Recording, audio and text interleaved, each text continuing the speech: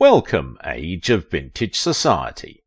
Aging gracefully, French actress Catherine Deneuve is not just an epitome of affluent class and glamour that radiates wholeness in her career and personal life.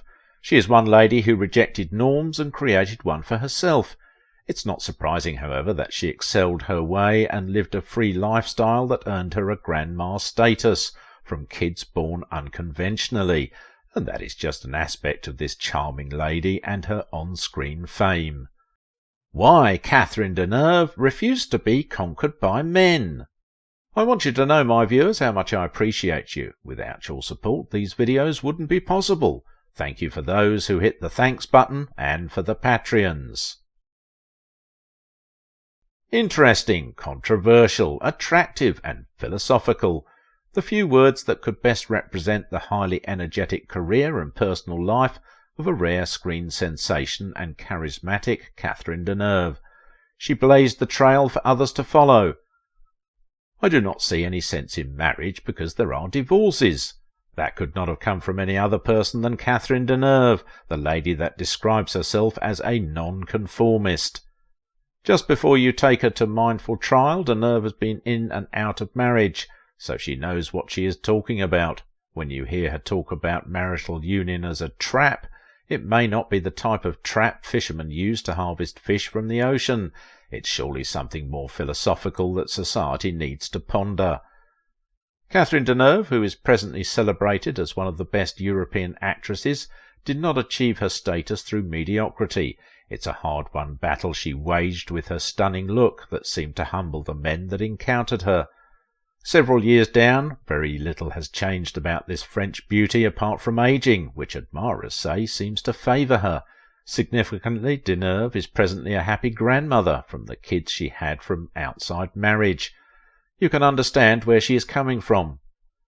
Deneuve's talent has been felt over the years in several great films since the 1960s, and she has fortunately remained relevant because of her lively nature.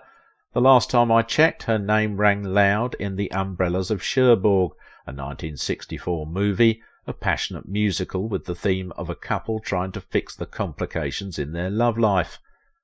Maybe Deneuve took some idealistic lessons from these kinds of movies to form her lifelong principles, which kept her going stronger and waxing both on and off the camera, especially in her romantic life.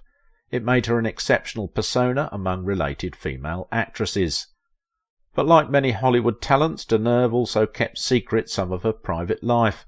One such secret is the epic revelation that she may have been in about 60 years of a romantic affair, more like a lifelong romance with a man often referred to as the French version of Elvis, Johnny Hallyday. Their eroticism may have started during their teenage years and continued until the performer's demise in 2017, as put together by a historian. But both parties kept sealed lips over it and no one knew about it. Hallyday regularly talked about his beloved secret lover, whom he referred to as Lucille. A fresh revelation in a recent publication shows that the beauty called Lucille is the same person as Catherine Deneuve. Is it possible she rejected entering into marriage with him and opted to keep the love in the background? After meeting Hallyday on the set of the 1961 film Tales of Paris, she remained in contact with the rock singer, and interestingly behind his wives. She may have been his romantic strength when the going was tough, the reason they remained passionately connected for such a long time. It is this kind of revelation that may have inspired journalists to want to know the secret behind Deneuve's timeless, glamorous look amidst aging, to which she said though aging is not something anyone would want, she is allowing the natural cause to follow rather than antagonize nature. There are indications that she might be having a slightly different perspective on life now that she has extended her motherly care towards her grandchildren, especially about the few controversies that followed her very fruitful career. Deneuve worked greatly with Hollywood names like Louis Buñuel and Roman Polanski, where she played the roles of middle-class women who stagger on authority, and she did those roles excellently and earning so many accolades as a character among Europe's best actresses. Contrary to what you may think, Deneuve is an artificial blonde because it's not her natural hair at birth, but brunette.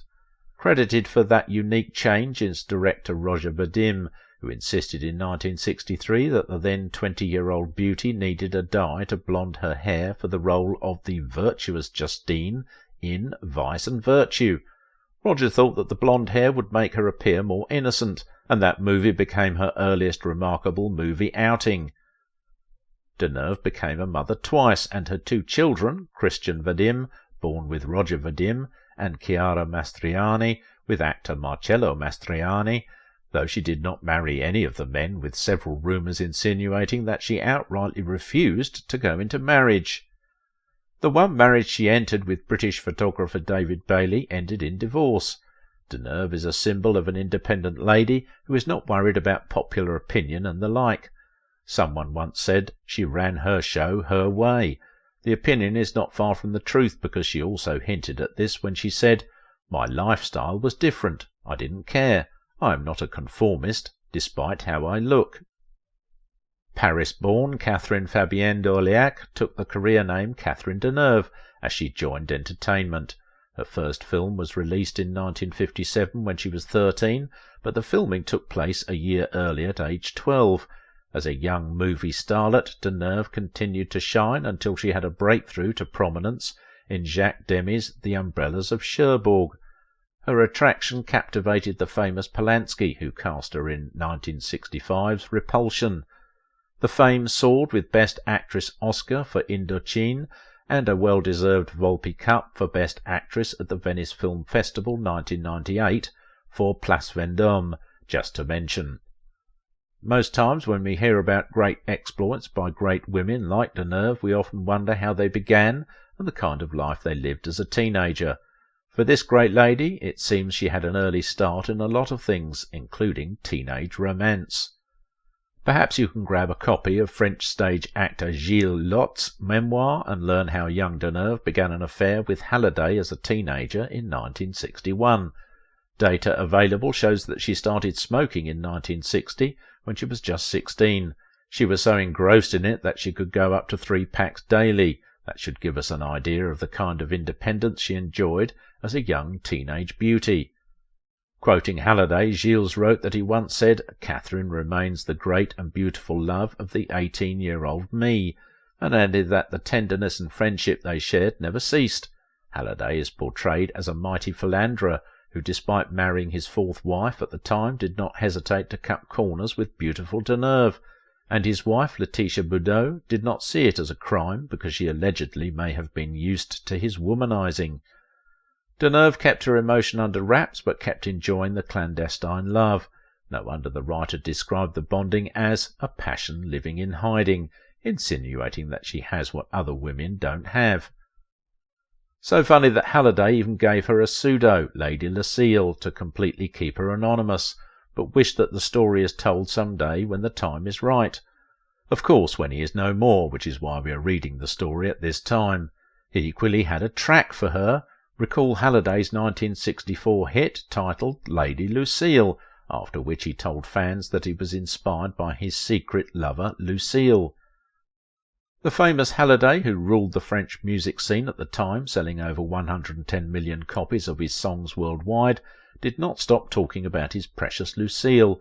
Only themselves know how that name came about. As such, it could not have missed his 1997 memoir, in which he stated that when they were young, Lucille and I signed a pact. Our love was so intense, so pure, so physical, and so impossible that we swore that regardless of what may happen, that they would remain together to look after each other in truth, hard time, until death, and that happened between them. But why would they keep it a secret?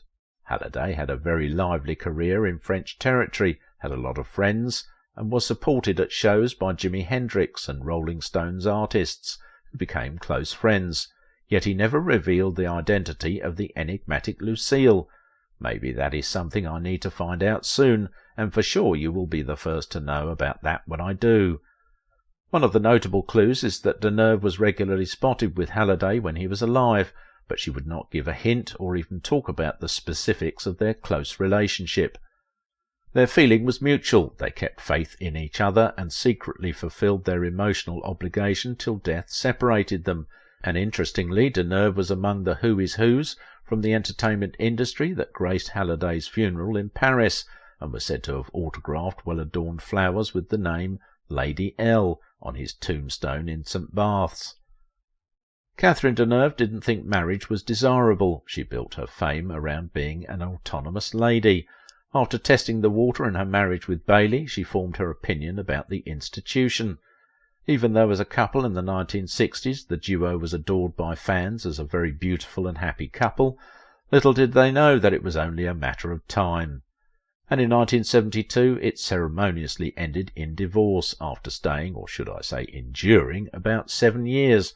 And soon after she was telling those who cared to listen that marriage as an institution is not just overhyped but a trap. Bailey was an honourable photographer and was remarkable while working for Playboy, and became famous among prominent photographers in the late 60s, and when his marriage with Deneuve dissolved he spoke about it in The Guardian, where he also worked. Bailey hinted that their separation was not miserable, but that their ever-busy schedules naturally kept them apart, and as such was normal that they feel not connected with each other.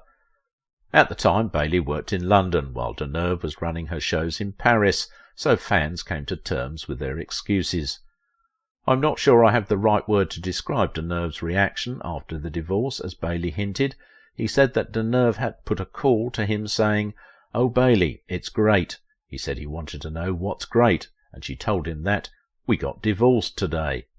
Still curious about her statement, Bailey had asked, "Is that great?" "Yes," she replied, and told him what it means from that moment. In her words, "We can be lovers, and not husband and wife."